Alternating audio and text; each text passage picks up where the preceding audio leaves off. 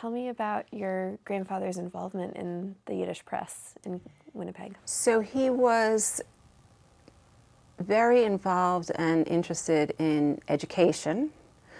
He was a writer, and he became the editor of Das Yidishe Vort, which was originally a daily Yiddish newspaper in Winnipeg, Canada. It, in its later years, became weekly as the Yiddish-speaking community dwindled somewhat. But he also was very active as a community leader, partly because of his role as the editor of the newspaper.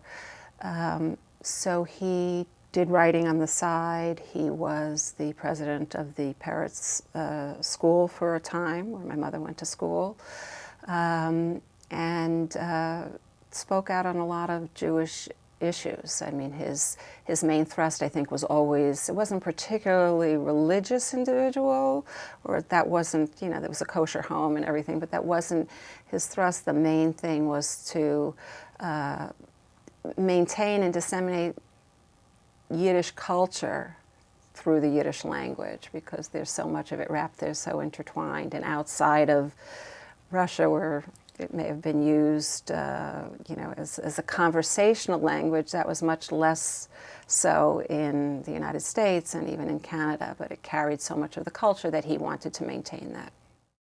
I know he felt very much, he was very much Zionistic and felt that, you know, Israel should exist, but he was also concerned about how they were going to do this and whether in the long run they were going to be able to do it successfully.